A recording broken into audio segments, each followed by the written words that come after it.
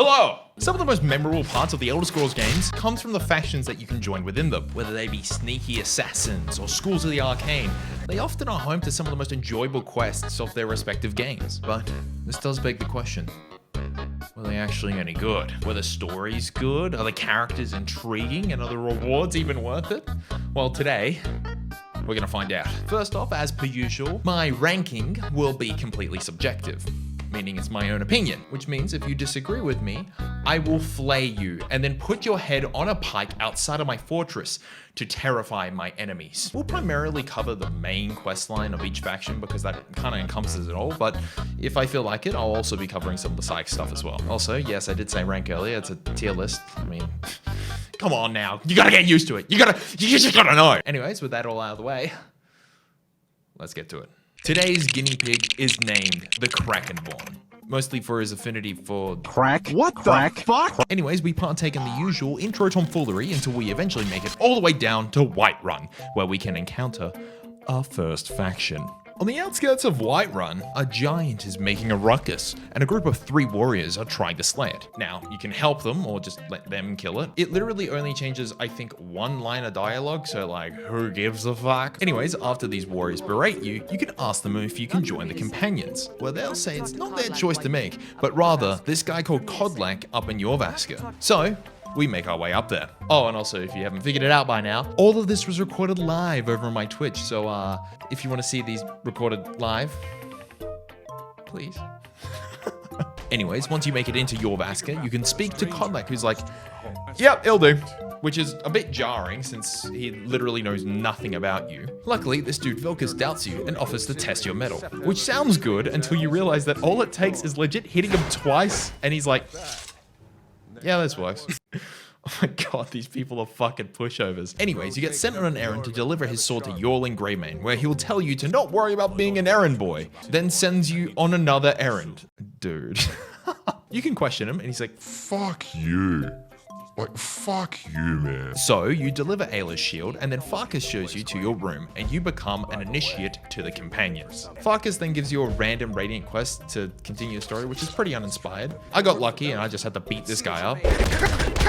You know, really protecting the people. Upon returning, you'll be directed to speak to Skjor, who will tell you that a fragment of Wuthred has been located. He pairs us up with Farkas and tells us that this is our trial to become a shield brother. Wuthred was this axe that was once wielded by the creator of the companions, Ysgramor, and it has been destroyed or something. I don't really know. They don't really elaborate on either. It's just like, yeah, it's broken, gotta fix it. Anyways, it's a pretty important artifact to the companions, and we want to reforge it. So we head on down to Dustman's Cairn, where we fight through some Draugr and eventually reach a ritual site, with the path forward being blocked. We flip a lever, and this results in us getting trapped. Luckily, Farkas is on the other side, but unluckily, he's ambushed by a bunch of bandits called the Silver Hand. It looks bad for him, but then he turns into a werewolf. What the fuck? Why are they just like, what's happening? Anyways, we're freed by Farkas, and he's like, yeah, it's a living. And, and we're just kind of forced to accept it. There's no choice to push back. We're just like, okay. We make it through the rest of the dungeon and retrieve the fragments. We then return to Jorvaska and are initiated as a shield brother into the companions. Once this is done, you can speak to Kodlak about the whole werewolf thing, and, well, he's a little torn because some, like Farkas, Ayla, and Skjor, see this as a gift, but he worries that he'll be unable to enter Sovngarde as he is claimed by Hersey, since, well, you know, he's a werewolf. Anyways, here's another radiant quest. Oh, for fuck's sake. With that done, Skjor will give us a special task and ask us to meet at the Underforge at night. In the Underforge, we undergo a blood ritual to become a werewolf. Ayla lets some of her blood, and we take a swig. This causes 2 things to happen. 1, you become a werewolf and go on a rampage through Whiterun, and also you get Skyrim Is. That's so fucking stupid. Okay, the werewolf thing is actually kind of cool. This is the only way in the entirety of Skyrim to become a werewolf. And with the addition of the special edition, which added the Dawnguard and Dragonborn and all that DLC, it actually builds upon the werewolves quite a lot. They used to be quite lackluster, but now they have a whole skill tree that you can invest into. Pretty cool. Eventually, you'll wake up outside of Gallows Rock, where Ayla informs you that we are hunting a group of Silverhand bandits. You'll make your way through the dungeon before eventually facing the leader of the Silverhand, Skinner, who is just a random level bandit. Also, Skura's dead on the floor here. Whilst I was running through this dungeon, 13, a chat member of mine, told me that the Silverhand are effectively devoid of lore. There's no lore? Seriously? There's no lore? That's so upsetting. This is a bit of a sore spot for me because I feel like the Silverhand could have acted as like a bit of an out, you know? You wanted to be in the companions, but you didn't want to be a werewolf, and the Silverhand are the answer to it. They may be bandits, but they don't like werewolves, so it's a little upsetting to see that they're quite literally just bandits with weird swords. After beating Skinner, ALS sends us to kill more Silverhand at Broken Helm Hollow, which just ends up being a basic bandit den with no real plot progression. We return once again to Jorvaska, and ALS sends us to another place to retrieve more fragments and kill even more Silverhand bandits. Oh my god, okay. After our third dungeon crawl in a row, we return with the fragments and are told that Kodlak has caught on to what we are doing and requests to speak with us. We go down to talk with him and he condemns us for taking revenge on the Silverhand. Why? They're literally bandits and their whole objective is to just kill us, so... He then quickly moves on to tell us how the companions became werewolves. Basically, a bunch of Glenmoral witches cursed the companions with lycanthropy many years ago, and he wants us to bring him their heads so we can revert the curse. I don't know about you, but beheading a bunch of witches that put a curse on you sounds a lot like revenge. I mean, it's justified, don't get me wrong, but like, pick a side, buddy. So we head over to the Coven and chop one of their heads off. We then return to Jorvaska, where tragedy is struck, and the Silverhands have attacked, resulting in the death of Kodlak. This is truly upsetting. Vilkas then tasks us to kill off the rest of the Silverhand and retrieve the final pieces of Wuthred from Drift Shade Refuge. We slaughter our way through where we find the rest of the pieces just sat on a table? Like what? Why are they on a table? This seems a bit lacking in terms of security. Upon returning to Jorvaska, Kodlak's funeral is being held, but not Skura's? Did we just forget about this dude? He died as well in a pretty brutal manner. So like, fuck him, I guess? Yolan then asks us for the remaining fragments and sends us over to collect the final piece in Kodlak's bedside table. We go grab it, and there's a book here that has words in it. But I can't read, so I'm just gonna ignore it. We return with the fragments, and Yolan says he will work on reforging Wuthred, but says that the others want to meet in the Underforge. We go there, and we have an argument about what to do with Kodlak's final wishes. I don't know what's going on in the script here, but I just said, bro, the Kodlak situation is crazy. Anyways, Yolan comes down with Wuthred and tells everyone to free his soul by going to the tomb of Ysgramor, handing us the axe in the process. Wuthred is definitely something. The design is sick, and it does feel somewhat fulfilling being able to wield the very thing we spent the entire quest working on. The enchantment, though, is look, it makes sense in lore, but out of context, the 20% extra damage to elves is hilarious. Like, imagine if there was a gun that did 50% extra damage. No. I'm better than that. So you and the remaining Shield brothers and sister head on down. Once arriving, Vilkas says he doesn't want to continue as vengeance isn't the way forward. Except for when it was like 5 minutes ago and like for the entire quest line. Yeah, okay, bro. You then place Wuthred into the hands of Ysgramor to continue. Note here, you can actually take the axe back from the statue and it won't inhibit your progression in the quest. It would be a little shitty if you just get this cool axe and then have to give it up literally instantly, so you know, there's that. Further in, Farkas will then leave because he's scared of spiders. Oh my god, these people are such pussies. Finally, you reach the final chamber where you find Kodlak's soul present. You then burn one of the witch's heads and fight his alpha spirit. Once this is done, you are named the new leader and harbinger of the companions? Really? All I did was just like follow orders. Why am I the leader? Seems a bit misguided. Also, in the boss chest is the Shield of Ysgramor, which is a sufficient shield. At least it looks cool. Overall, the faction is... it's aight. The story is bland. It tries to say something about revenge, but then just kind of doesn't. The characters are fairly one-dimensional, but the rewards, however, are actually pretty good. Although there isn't many, the ability to turn into a werewolf, as well as a really cool great axe and a shield, it's pretty good. Also, it's very nice that the rewards promote the playstyle that this faction's kind of based around, you know, the warrior style. So also there's like a bunch of other people in the companions that you just like straight up never interact with. And I don't know what the point of adding these people are. They just don't really do anything.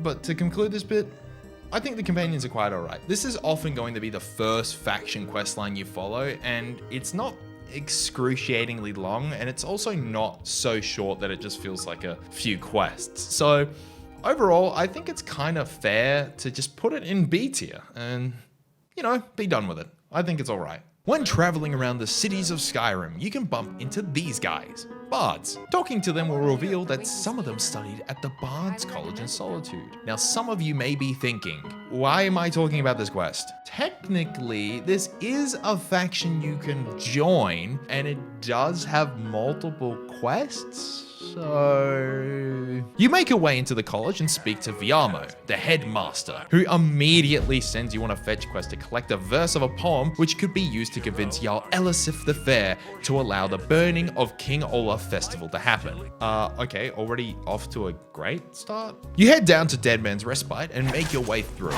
It's supposed to be a bit of a puzzle dungeon, but you follow this ghostly apparition the whole time that pretty much just shows you the solution to every puzzle. Anyways, we run through the dungeon, finding the verse and enter the boss room. This is actually kind of cool. You have to fight off a few waves of Draga and eventually face King Olaf himself. Fun, if not a little basic, but definitely, you know, spices things up a little. You return to the college and Viamo discovers that some of the words are missing, so together you both come up with your very own lyrics to make do. You then both head to the Blue Palace to perform the poem. It goes well, and Jarl Elisif allows the festival to happen. You head back, do some quick preparations, and the festival begins. It's a nice little gathering with people drinking and performing. Definitely a nice addition to the atmosphere of Solitude. Here, you're also initiated as a bard into the college, receiving the Gift of the Gab as a reward, which makes your speech level 15% faster. What a fitting reward. Genuinely, out of like, I think almost every reward in this entire video, this is by far the most fitting. Not only are you getting into a college, so you gotta learn, it is like this, look, I'm not gonna ramble about this anymore. This is a great reward. And that's it. That's pretty much the entire faction. From there on out, the only things left to do are like 3 different fetch quests. And also, not once in this entirety of the faction do you actually do any bard stuff. All you do is just collect stuff for them. It's such a huge missed opportunity and it really rains on my parade. I mean, the main quest works as like a side quest more so, but not really a faction quest. So yeah, as for its ranking, I feel like the only place I can put this is D tier. Sorry! When entering the market district in Riften, you'll be approached by this guy Brynjolf, who'll call you a broke-ass bitch. What the fuck, man? Before asking you to help him with a scheme. He wants you to steal this guy Madissy's ring and plant it on this other guy, Branche, as a way to get him arrested and put him out of business. So, you do this, and just as planned, the guards quickly arrest poor Branche. Brynjolf thanks you and then invites you down through the Ratways into the Ragged Flagon to meet his company. This is a pretty decent intro. It's quick, easy, and I think it's a great way to introduce the vibe of this whole faction. You make your way through the Ratways and eventually arrive in the Ragged Flagon, where you meet Brynjolf, and he reveals that his company is the Thieves Guild. He then sends us on another job to shake down 3 local store owners. Very thief-like? Anyways, you do this and return to Brynjolf, where he then inducts us into the guild. We then get taken to the guild's headquarters and are introduced to Mercer Frey, the leader of the guild. We speak for a bit before being put on to our first major job, the Golden Glow Estate. Okay, so Arangoth, the owner of this place, has been flubbing the sale of his estate and screwing over our client, Maven Blackbriar. Our job is to break into the estate, burn down some of the beehives, and break into his personal safe. Also, we are not allowed to kill people, unless we need to. Okay. Before the heist starts, you can go around and speak with some key figures such as Byxx, Delvin, and Tonilia, with the latter being a fence and providing you with the Thieves Guild armor. Now, this armor is pretty fitting of the faction. Fortifying skills that a thief would utilize, except sneak, which is a bit of a sore spot, but hey, at least it looks fucking rad. Also, Byxx and Delvin give you repeatable thief missions, but they're kind of boring, so I don't really give a shit. Anyways, the heist. There's quite a few ways you can actually go about doing this, but the way I did it was that I sneakily made my way through the house, eventually reaching Arangoth's room and having to kill him for the key. I then head down to the safe, stole some money and the bill of sale, then ran outside, burnt down some beehives, and returned to the guild. Upon returning, we learned that the bill of sale we found says that it was trying to cut Maven out of the deal and was coordinated by this person who's only identified with this symbol. Curious. We're then sent to speak with Maven Blackbriar, who will give us our next job. Just outside of Whiterun, the new Hunting Brew meadery is encroaching on Maven's mead business. The meadery seemed to just appear out of nowhere and rose to success very quickly. She tells us to meet with a man named Malice and figure out how they get the meadery out of the picture and also how they became so successful so quickly. Meeting Malice, we are told that the captain of the guard is coming in for a taste test to the meadery soon. Malice's plan is that we offer to help Sabjorn, the owner, with a rat problem that the brewery has been having recently and use the rat poison to taint the mead. So we head over, offer to help, and eliminate the rat problem, poisoning the mead in the process. The captain then comes into the meadery and becomes sick after tasting the mead, arresting Sabjorn and relinquishing ownership to Malice. We can then search around the premises and find a missive with the same symbol from before on it, saying that this person has heavily financially supported the brewery to start competition and weaken the Blackbriar meadery. Oh, and also we find this decanter here, which can be given to Delvin for a small bonus. Actually, each mission has one of these like bonus things to steal, and I think that's definitely a plus. It's like an unintrusive side fetch quest, so thumbs up. Anyways, we return to Maven and she's quite upset that someone is meddling in her affairs. She then pays us and sends us on our way. Returning to the Ragged Flagon, we speak with Mercer, who tells us that the missive had a misnomer in it and reveals that Gulamai, an Argonian insider at the East Empire Company, was the broker for all these deals. So we head over to Solitude, confront him, and after some bribing, he gives us this piss-weak answer. We're not convinced, so when he leaves, we shadow him down to the docks and into the East Empire Company warehouse. Sneakily following him, we eventually butt heads with him at the end and he surrenders, revealing that the one behind all of this is a person named Carlia. Her description is kept brief and vague, with her location being, quote, where the end began. I like this description because it really feels like there's a villain behind this whole story and it adds some gravitas to the whole situation. Anyways, we return to HQ, key everyone into what happened, and Mercer Frey tells us about Carlia. Carlia was an ex-member of the Thieves Guild, and after murdering the previous leader of the guild, Gallus, has been in hiding, but has now returned to take down the rest of the Thieves Guild. Mercer then tells us that Carlia is located at Snowvale Sanctum, and that we, alongside him, need to go over there and kill her. Before you go though, you are rewarded with an upgrade to one of your pieces of armor, which is alright, I guess. So you head over there, and Mercer has already killed a horse outside to prevent Carlia from escaping. Damn, this thief shit is no joke. What the fuck? He tells us to lead through the dungeon because he's a pussy ass bitch. After some trudging through the dungeon, we are hit with a poison arrow which paralyzes us. In our semi-unconscious state, Carlia reveals herself and starts dialoguing with Mercer. Here, Mercer reveals that Carlia never actually killed Gallus. He did, and he pinned the murder on her. Carlia also says that she was the one behind all the schemes. Also, there's a brief mention of an oath they took as nightingales. Carlia then escapes, and Mercer tries to kill us. Youch! Sometime later, we wake up to see Carlia helping us. Carlia then pretty much tells us everything that we already know, except she hones a bit more in on mentioning that Gallus, Mercer and herself were nightingales, agents of Nocturnal. Carlia also mentions that she recently found Gallus's old journal, which is written in an ancient language. So, we need to decrypt it. So you and Carlia meet up with this guy Enthir, who recognizes the ancient language, but needs a code to decipher it. Luckily for us, we know that Calcelmo, the court wizard in Markarth, has the code. And then obviously we head over to Markarth to find this code. Now once again, there are multiple ways to tackle this. Now you could get into Calcelmo's good graces and make your way through the museum where it's held, or you could steal it. After sneaking through the Dwemer Museum and research site, we find the code and transcribe it. Nothing of note here, just another Dwemer ruin. Hopefully we don't have to go through one of those again. Anyways, we return to Einthur and he translates the journal. It tells us that Mercer betrayed his oath to Nocturnal and defiled the Twilight Sepulchre when he was tasked with guarding it. He gave into his greed and funded a lavish lifestyle through plundering the guild's treasury. With this new info, we rush back to HQ and despite some initial resistance, convince the others that Mercer had betrayed them. We then open the guild's vault and it's been completely emptied. Pretty much turning the entire guild on Mercer. Brynjolf then tasks us with breaking into Mercer's house to see if we can find any clues. You break into the house, find a secret passageway, and quickly make your way into Mercer's inner chamber.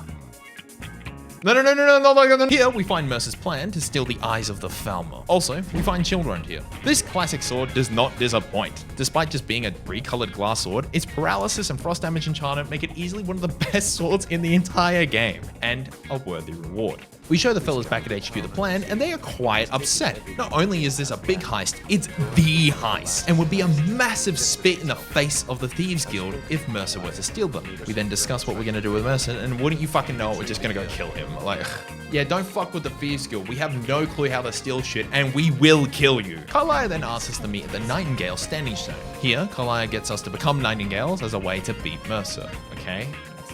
Why do we need to be Nightingales to do that? At least we get some pretty fucking sick gear. The armor set looks amazing, and its stats are also impeccable. A lot more stealth focused than the Thieves Guild armor, and in my opinion, just a direct upgrade. Also, the sword is rad. Not as good as Children, in my opinion, but this is more like a 2K scenario over here. Anyways, we make our oath to Nocturnal and become forever indebted into her service. Jeez, that's a pretty tall order. Carlia then approaches us and tells us that Mercer has actually done something else. Something real bad. When he defiled the Twilight Sepulchre, he also stole something called the Skeleton Key. A key to not only every door, which explains how he stole all the Thieves Guild's money, but also to non-physical locks, like ethereal locks or like mental locks or something like that. This is an artifact of immense power, and we need to return it. Brynjolf also makes us the lead for the Thieves Guild here, which I just don't get why every faction does this. You just like do a couple quests and then become the leader. Like Brynjolf is very obviously more suited for this job. It's I don't know, man. Eventually, we figure out that the eyes are located at Erkenthan and head over there. We make our way through this initial bit of the dungeon, which is already a bit of a drag, before eventually meeting up with Carlia and Brynjolf at the entrance to the Grand Chamber. Here, we make our way through a grueling and painfully long Falmer and Dwemer dungeon, before eventually reaching the innermost sanctum and finding Mercer, stealing the eyes. He gives us a little speech and cuts us off from the others, starting the final boss fight. Now, this would be a hard fight, but we just got like two of the best swords in the game, so... Once you kill Mercer, you steal back the eyes and the skeleton key before escaping the now flooded ruins. Now we have our hands on what we've been led to believe is the most powerful artifact ever. Want to take a guess what it does? It's a lockpick that doesn't break. Effectively, this is a level 100 perk on the skill tree for lockpicking, but lockpicks are weightless and are so abundant that it's like completely useless to have this ability anyways. Also, why the fuck is the skeleton key not a key? Carlia then tells us that we need to return the skeleton key to the Twilight Sepulchre through the Pilgrim's Path, and we need to do it on our own because we just have to, man. We just have to, okay? We have to do it on our own. She also gives us her bird, which is a nice and powerful addition to the Nightingale set. Anyways, we head over to the Sepulchre and meet a Nightingale Sentinel, who, through some pretty clever dialogue, we deduce that it's actually the spirit of Gallus. Gallus then gives us some clues and tips on how to get through the Pilgrim's Path, and we make our way forward. The dungeon's pretty cool, with some fairly unique mechanics that work well thematically. At the end, we jump into a hole where we seemingly meet our fate. But after a few moments, we're faked out and the ground below us opens up and land in the Ebenmere. Here, we put the skeleton key in the Flussy. Floor pussy. Who fucking cares, man? And Nocturnal appears in the flesh, giving us a fairly condescending but kind of thankful speech, before presenting us with 3 separate agents, aka powers. Each power is actually pretty useful, with the Agent of Stealth being my personal favorite. I quite like this approach. It's a pretty unintrusive and useful reward without it being too OP, since you can only have 1 power at a time. Also, Carlia is here, and gets to meet up with Gallus for a final goodbye. Wait a minute. Didn't we already get powers from becoming Nightingales in the first place? I thought that was the whole point of becoming Nightingales. Instead, we got them after the fact? Well, a lot of people online pointed this out as well, and were quite angered by it. But in my opinion, I think this makes actually a lot of sense. Carlia, at the end of the day, is not a good person. In fact, everyone in the Thieves Guild is not a good person. Glorified mob that just goes and steals things occasionally. And Carlia is a scheming thief. She probably saw a way to get more favor with Nocturnal by inducting us as Nightingales and just kind of lying about the whole power thing. So yeah, have a sook about it all you want. I think this is actually quite smart. Overall, the questline is a measurable upgrade compared to last 2, how I talked about it for a lot longer, but there are some very obvious gaps here, how like 80% of the members of the guild just don't do anything, and the fact that the main questline doesn't really have all that much thievery, considering It's the Thieves Guild, but the rewards are good. The story's fairly interesting, and some of the stuff on the side you can do is okay. I don't really touch in it, but who gives a shit? So I think it's fair to say that the Thieves Guild can very easily sit in the A tier.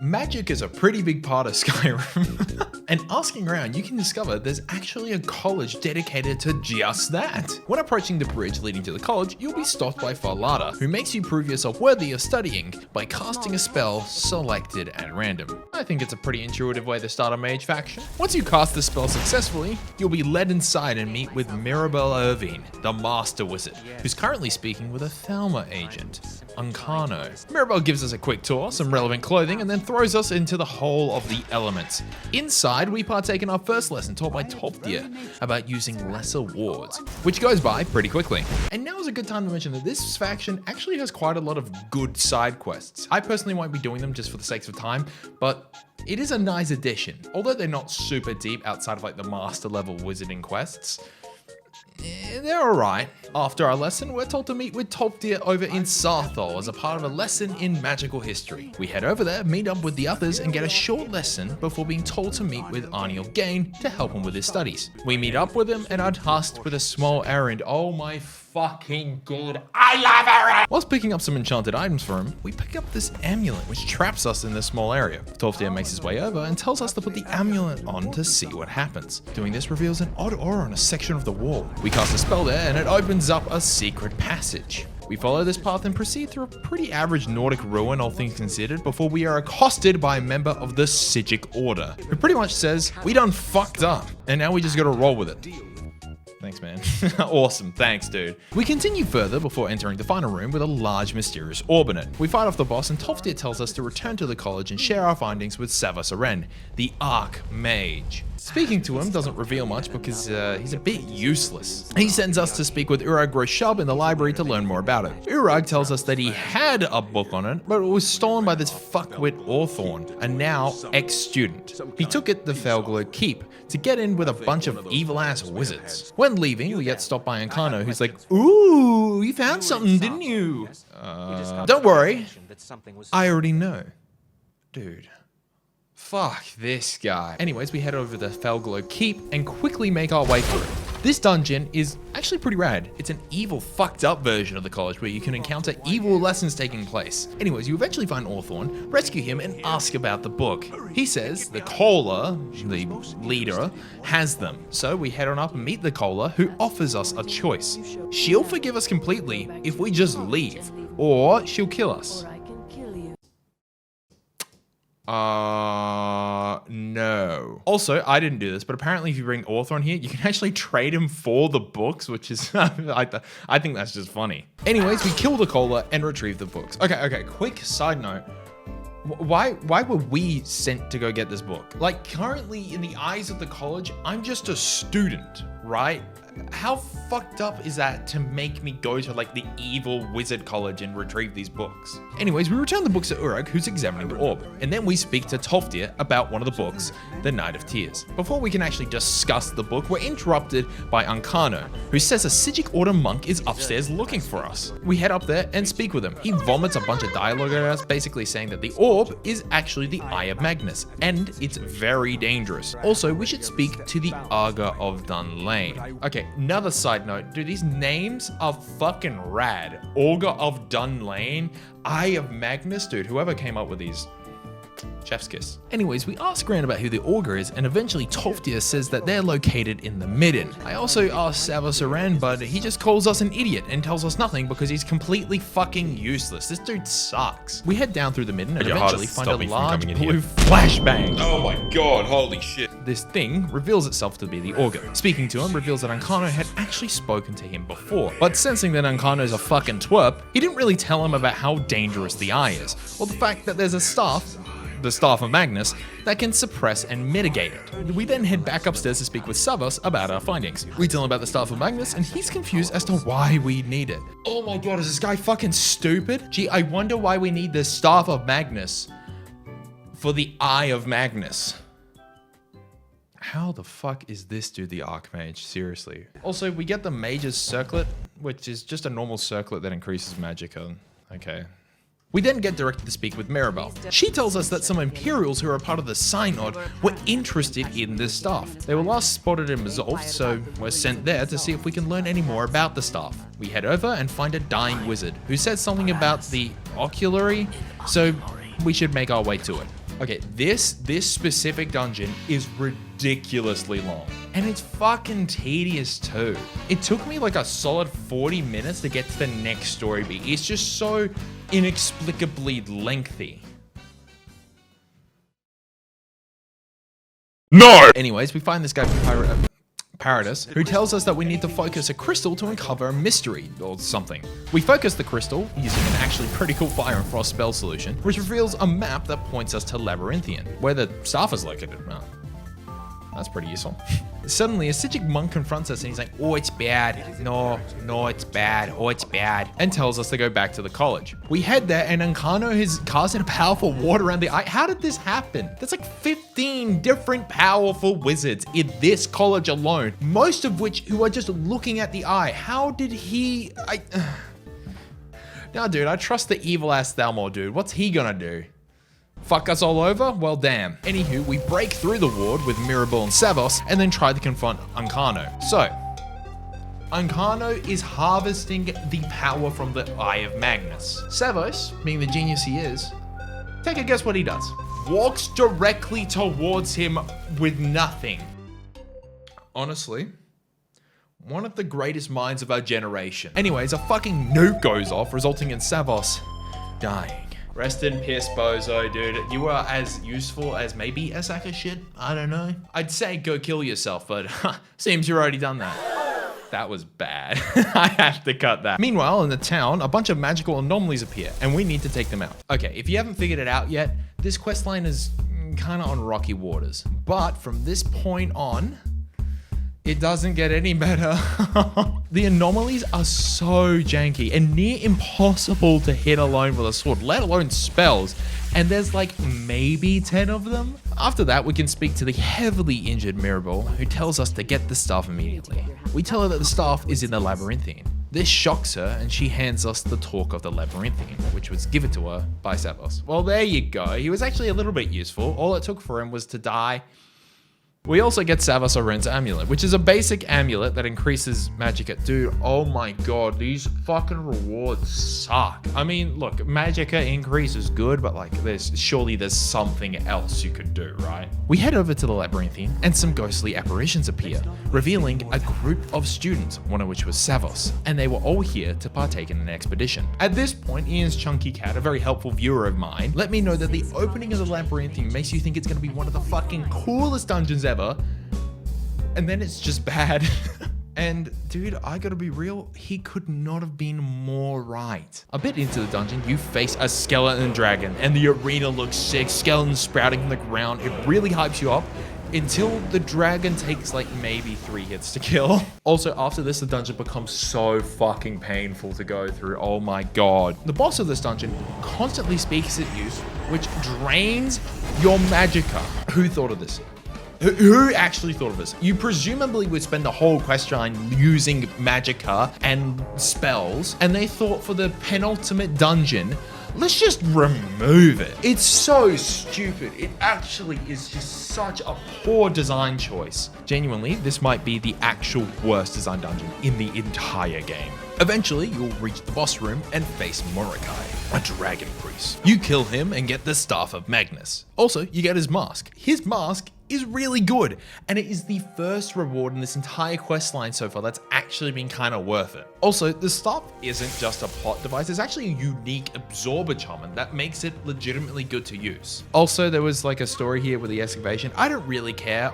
Look, all you need to know is that Savos still sucked here as a student. he locked his friends away into this labyrinth. Obviously the reason is like kind of good, but it's like, wow, you're really making me want to like this guy. Fucking Christ. On our way out, we bump into some random ass Thalmor dude and we kill him. Okay. We head back to the college and then that Mirabelle died from her injuries. This is actually kind of sad. I liked Mirabelle.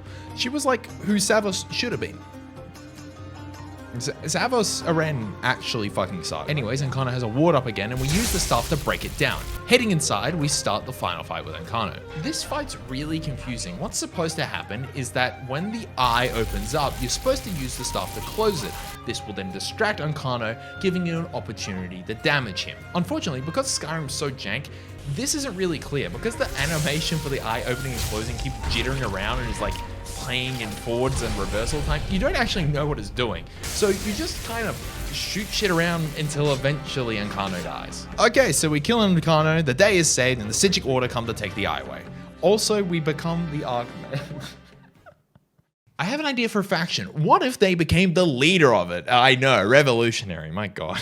The Archmage clothing is actually pretty good, but the chest piece part of it also takes up the head slot. So that means you can't use the Dragon Priest mask you just got. So it kind of makes it bad. Just another post-mortem fuck you from Savos, I guess. Oh my god. Overall, if you couldn't tell, I'm just not a big fan. The rewards are lacking. The characters range from meh to infuriatingly fucking stupid. And some of the dungeon crawls are genuinely some of the worst in the entire game. I don't know how you had that really long, like, oculary dungeon and then also the labyrinthine just be the most abysmal dog shit of a dungeon, like back to back. The side quests, however, are actually pretty good. I didn't touch on them, but they are quite varied. All the master level ones are actually quite interesting. So I think that literally just saves it from being a D tier, and I think it can go into the C tier, so All around Skyrim, you can hear about this one poor orphan kid called Aventus Arantino, and he's been doing some weird shit in his old family's residence. We head over to Windhelm and make our way into his residence, where we find him performing a ritual, and not just any ritual, the Black Sacrament. We speak with him, and he assuredly assumes that we are answering his summons and are from the Dark Brotherhood. We're like, you gotta run, buddy. But he's like, no, you're the guy. I want you to kill Grelod the Kind. Now, Grelod the Kind is cartoonishly evil, and I think it's actually really important that she is just really, really evil. Grelod beats the shit out of the kids constantly and berates them for, I don't know, being an orphan. And there really is no way you couldn't justify killing her. She is just such an awful person. So you go over to Honorhole Orphanage and suplex the fuck out of Grelod the Kind. Fuck that old bitch. And then return to Aventus. That's gonna look fucking stupid. Who thanks us and gives us a family heirloom. Thanks.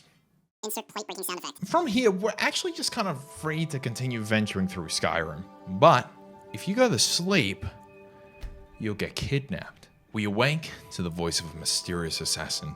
Here we can just kind of see his named Astrid. Good one, Skyrim, man. Oh my god. Here, she compliments us on our successful assassination, but at the same time condemns us as we have egregiously stepped on the feet of the Dark Brotherhood, since this is one of their own contracts. To make it up to the Brotherhood, she tasks us with completing yet another. Sounds easy enough. In this cabin are 3 other people, all tied and bound. The catch here is that only one of them actually has a contract on their head, and we have to take a guess as to who it is. First up, we have a Khajiit trader and womanizer, a disgruntled and unpleasant wife, and a mercenary, each equally probable to have a contract. Now, we have quite a few options here because we aren't limited to just killing one of them. You can just kill one, or a combination of 2, or just fucking all 3 of them. And there's actually different dialogue from Astrid depending on who you kill here. I chose to kill the wife and the womanizer, and I kind of left the mercenary alone. You know, the Dragonborn pretty much is a mercenary at this point, so I kind of sympathize with him. I'm sorry. There is also a secret option, which is to just kill Astrid. I mean, Grelod was a ridiculously evil person, don't get me wrong, but like, I don't really have any horses in these games, and I don't really know anything about these people at all. So morally, I should just kill Astrid, right? Doing this actually works, and you can then report the Dark Brotherhood to the authorities. Killing them off gives your character actually a pretty reasonable exit if you're playing like a strictly morally good character, so thumbs up. But don't do this, it's fucking stupid. Anyways, with all the murder out of the way, Astrid gives us the password to the Dark Brotherhood Sanctuary and invites us over. We obviously accept and head on inside. Inside, we meet with Astrid again, and she instructs us to take some contracts from Nazir. We also learn that the Night Mother is returning. Cool. Here, we also receive our set of armor. This is by far the best set of armor that you can get for any faction. Not only does it look fucking really cool, but its enchantments have to be by far the most inspired and fitting of any faction, with some really unique ones like increasing sneak damage. And if that wasn't good enough, there's actually an alternate set if this doesn't match your exact playstyle. Dude, oh, mwah, chef's kiss. Anyways, we can speak with Nazir and receive some contracts. Here, we also get to meet all of the other members as they engage in a group conversation. I mention this because unlike the other factions, each member actually seems to play a role in the faction's questline. Although they may not have their own side quests or anything, you're pretty certain to interact with each character at some point during this whole quest line. Anyways, the contracts we need to complete are simple. They do have some depth to them, and it really makes you feel like you're actually just an assassin instead of just like playing into some grandiose plot, which is so relieving. Once you complete each contract, you can return back to the sanctuary where Cicero has arrived, a funky looking gesture, and with the Night Mother. The others contentiously celebrate their arrival, with Astrid being somewhat cynical of it all. We handed the contracts to Nazir, where he actually pays us a fuck ton of gold for a change. Nazir then instructs us to speak with Astrid, where she then gives us our first major hit. This girl Muri, who's in the Hag's Cure in Markarth, wants her ex-lover killed. You head over there and Muri elaborates on the hit. Muri used to go out with this guy called Elaine Dufont, who's a bandit leader. She's no longer with him and wants him dead out of fear of her own life. She also gives us a bonus hit to kill this lady, Nilsine, Shadow Shield. Okay, so obviously there's been some foul play here, but either way, there's a contract, and we're gonna fulfill it. We make our way over through a thankfully short dwarven dungeon and assassinate Elaine. We then head over to Windhelm where Nilsine is and kill her as well. You return to Muri and she's very thankful. She rewards us with some gold as well as a piece of jewelry with Fortify Alchemy on it if you actually complete the bonus. Very cool. Now this hit obviously doesn't forward the main plot of this faction, but once again, it's just so refreshing to just be a part of it as opposed to forwarding a story. I literally said it just before, but it is just such a refreshing change of pace. Returning to the sanctuary, Astrid congratulates us, but is getting suspicious of Cicero. She can hear him speaking to someone in the Night Mother's chamber and is getting paranoid. She gives us a personal task and has us eavesdrop on Cicero. We say yes and hide in the chamber. Only issue, there's actually nowhere to really hide in the chamber. Well, except the Night Mother's coffin. We hop into the coffin and start eavesdropping on Cicero, who unsurprisingly is fucking insane and is just talking to the dead body of the Night Mother. Eventually, the Night Mother speaks to us. Okay, for context, the Night Mother is kind of the leader of the Dark Brotherhood. She speaks to someone called the Listener, and then the Listener will recite those as orders for the Brotherhood. Anyway, she speaks to us and is pitiful of Cicero, but also instructs us to meet with someone in Vollenrud. Cicero then finds us and is initially, and understandably, incredibly upset. But once we reveal that she spoke to us, he is overrun with joy and names us the Listener. Which, of course, we're the Listener, dude. Why can't I just be a guy? Why do I have to be the end-all be-all, the prime something of a fucking group? Ugh. Astrid barges in and accuses Cicero of foul play. We cool down the situation and tell her about everything. She's shocked, but then sternly tells us to not pursue Vollenrud. Odd. I get that she's like the de facto leader of the Brotherhood, but this is the Night Mother we're talking about. I mean, come on. Instead, she instructs us to take on a few more contracts from Nazir. Same thing as before, simple, but unique. Nazir then gives us a fuck ton of money for the contracts because he's the fucking goat, dude. Nazir on top. We then speak with Astrid and she comes to her senses, telling us to go to Vollenrud because it would be actually insane to disregard the Night Mother. Yeah, it would be, wouldn't it? We head over and meet this guy, Omar Mortier. We chat for a bit, and then he explains he wants us to complete a string of contracts, which will all lead to one final contract, the Emperor.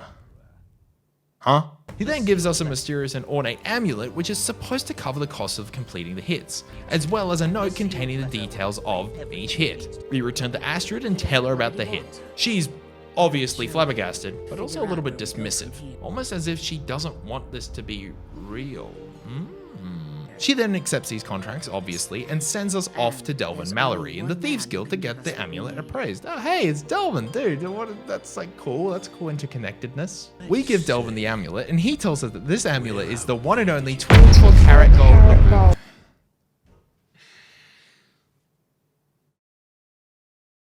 Okay. It's actually the Emperor's Elder Council amulet, which raises some questions about who a Mord actually is, and is definitely a really good bit of world building. Delvin gives us a line of credit to use, and we head back over to Astrid, who then gives us the first of many hits on our plan to kill the Emperor. The first target is Victoria Vici, cousin to the Emperor and soon to be wed. The goal here is obviously to kill her, but in doing so we'll be increasing the tensions of the ongoing civil war in Skyrim, as well as at a personal stake for the Emperor, as, you know, someone in his family has just been murdered. It's a nice way to add some weight to the meaning of each quest instead of just it being a kind of do it and it continues, if you get what I mean. So we head over to Solitude, and here is where the quest shines. You see, the objective is pretty simple. All we have to do is just kill Victoria. But because of the unique location, you actually provided a few ways of going about this. One option is to pick up this bow here, Finial's End, which is just another sick way of getting like a unique item from the quest. But I opted for the more cinematic and inarguably cooler way of killing her, pushing over the statue. With Victoria dead, and with the help of Vizara, we make our daring escape and return to the sanctuary. We also receive a special bonus for killing Victoria during her wedding ceremony. The ability to summon Lucian LeChance? What the fuck, that's rad! Anyways, we're sent over to Gabrielle for our next tip, which is to not murder Commander Marin, but rather kill his son Gaius and implicate him into a fake plot to assassinate the Emperor. Cinema. Also, for the bonus, we gotta kill him whilst he's in the major city. Only issue, we don't know when that is. Gaius is literally just walking around Skyrim. However, you can find this document with his inspection date for each city. So, after tracking him down for a bit, we kill him, plant the evidence of a plan to assassinate the Emperor, and make our way out. We then return to Sanctuary and... oh no. Vizara's been injured. And it was done by... Cicero? Dude, the mad clown guy went mad? No.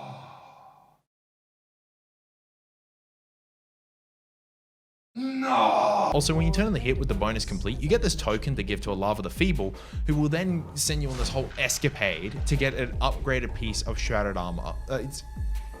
Mint. It's actually mint. We figure out after some investigation that Cicero has gone to the Dawnstar Sanctuary. Before we head off to find him, Astrid tells us to behold Shadowmere? Behold Shadowmere? What the fuck does that mean? Oh my fuck, it's a horse! Anyways, we head over to Dawnstar and find Armbjorn bleeding out in front of the sanctuary. We send him home and make our way through the sanctuary, fighting off some specters before reaching the final chamber where Cicero lies bleeding out. Now here the game very apparently gives us two different choices. We can leave and let him live, or we can kill him. When you kill him, you get his own unique set of armor, which is genuinely pretty strong. You can actually get another pair of Jester's armor if you don't want to kill Cicero, which it's just a weakened version of it, so yeah. I ended up not killing him because, you know, other than like stabbing a few people, he's kind of chill. I kind of fuck with the crazy clown guy. We return back to the sanctuary and report Cicero's death. I can't wink. And she sends us over to Festus Krex for our next hit. This next hit is the Gourmet. The objective here is to gain access to the Emperor. Now that tensions are high and possible assassination threats are gone, he's actually decided to come down to Skyrim himself. And the way we gain access to the Emperor is through the Gourmet. The Gourmet is an interesting fella. He is by far one of the most famous chefs in all of Tamriel, but no one knows who he is. Outside of the name The Gourmet, people don't actually know anything about this guy, except for one Anton Varane, whose name appears in a signed copy of one of the Gourmet's books. So here's the plan. Find and interrogate Varane, figure out who the Gourmet is, kill Varane, then find the Gourmet, kill him, and steal the rite of passage he has. Also, for a bonus, hide his body. I've pretty much just shown everything that happens in the quest, so we return to Festus, and he gives us a good chunk of change, as well as the Nightweaver band, which is an amazing ring, and it's just pretty much what like the Mage Circlet and the Savos Ren Amulet want to be for the Mage Guild. Yeah, I don't know. The Nightweaver band just fucking outclasses them easily. We then head over to Astrid for the final hit. With everything in order, we can finally take out the Emperor. The plan is pretty simple. Using our disguise as a gourmet, we poison him and quickly get out. Quick and easy. So we head on over to the castle dower, dress up as a chef, and make some homemade Polish stew to serve to the Emperor, with a little added spice of jarren root, which is also the main ingredient in the one-day blinding stew. You ever had the one-day blinding stew? I did. It blinded me, I don't know. Anyways, we make our way over to the dining room, and there he is, the Emperor. And as he slurps on the stew, he instantly dies, completing the hit. We quickly make our way out of the castle. Uh-oh. It's Commander Murray. Turns out, that wasn't the Emperor. We've been set up.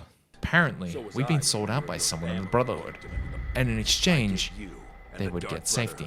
Unfortunately, Mara's a bitch and decides to go back on the deal and kill the Brotherhood. He leaves us to die, but we quickly beat the guards and escape. We rush over to the sanctuary and see it completely destroyed. We rush through the sanctuary to find survivors, and it's not looking good. Luckily, we bump into Nazir, who's still alive, my god, and helps us escape, where we eventually end up in the Night Mother's coffin to make a daring escape. We awake later, finding that Babette and Nazir are the only two survivors, except for Astrid. So we confront her, where she admits to being the one who betrayed us, and thus the Brotherhood.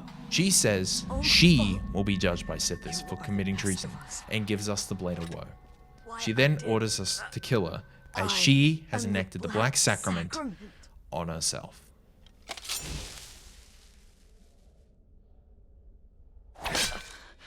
Thank you.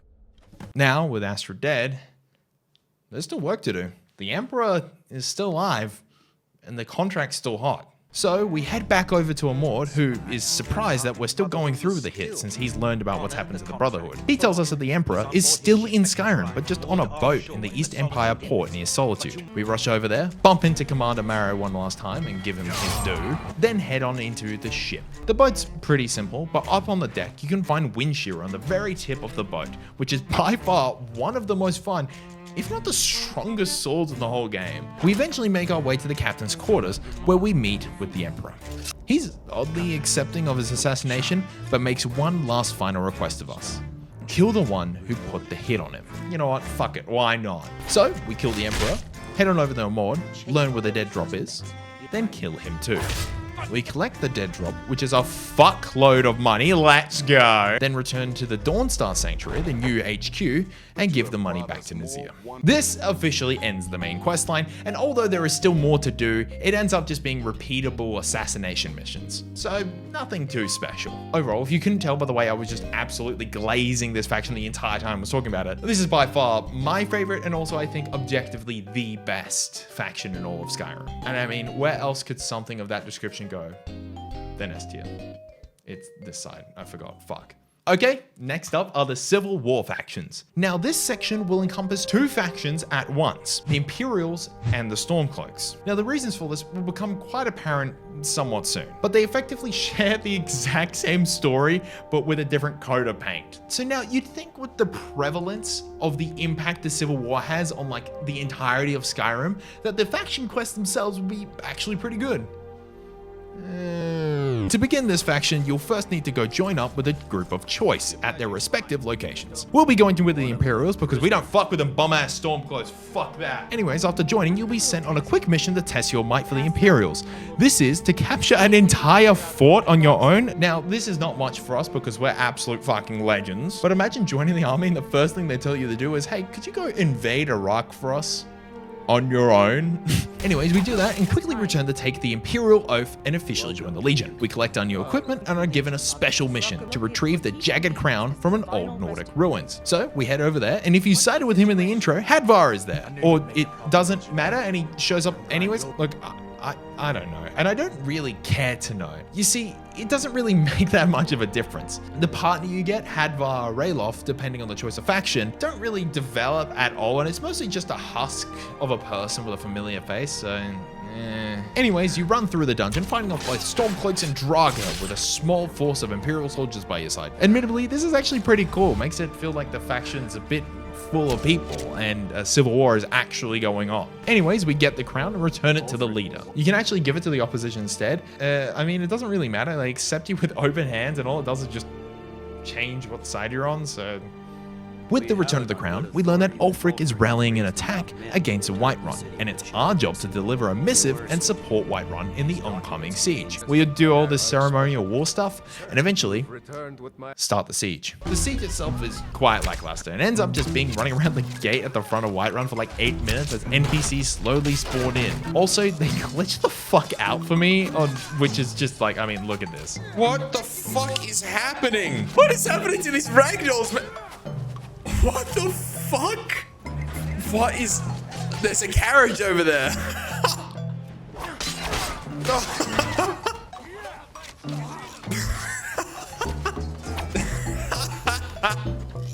This is fucking bizarre. Why is this happening? With all that done, we have some celebration and head back to Solitude to receive a promotion. From here on out, I'd basically say that's all we're gonna get out of this faction. Because from now on, all we do is a bunch of scavenger missions and then fight a fort for a little bit, which then captures the whole hold. So you conquer Skyrim without actually going to any of the major cities.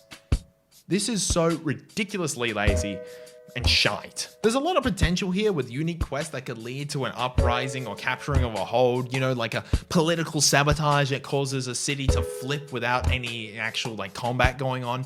There's a lot of cool concepts here, but they all seem to just kind of be thrown out the window. Eventually, after like 2 hours of just doing a bunch of boring quests, you'll end up sieging the enemy leader's city. Sieging basically means that you just run through the whole city until you reach their main palace. Then you quickly kill the leader and end the Civil War questline. I don't think you need any more explanation as why these factions suck. The quests are boring, tedious, and like just so uninspired. Easily D tier. It has taken me maybe over an hour to get to this point, but we're finally here at the last faction. I present to you the Dragon Slayers, the protectors of the emperors. So much for that one. The Blades. To start this faction's quest, you need to make it all the way to the 3rd act of the main questline. Pretty big ass, all things considered. Finally, Delphine, the leader of the Blades, allows us into the faction and gives us our first quest. Kill Parthenax. Kill Parthenax? Wait, what? Okay, for context, this is where Nazir is on the goat scale. That's pretty high up, I'd say. This is Parthenax. Literally, if it wasn't for Parthenax, the whole world would end. He's a pretty important part and very helpful to the formations of the Blades in the first place. So yeah, I'm not doing that, bro. Fuck you. Even if you do it, you want to guess what other cool quests you get to do for the Blades? Recruit 3 followers to the Blades, which then makes them inaccessible, and then clear Dragon Burial Grounds as like a repeatable quest. Delphine, and well, the Blades in general really, can go fuck themselves. Enjoy F tier. Dipshit. And that's it. That's every faction in Skyrim. I'm fairly happy with this list, unless I'm not, and then editing me will come in and change it. Hey, so some time has passed. Yeah, I actually don't have any criticisms of the list after I've like edited everything. Yeah, I'm pretty happy with all this. Sorry this took so long to make. Quite a lot has happened.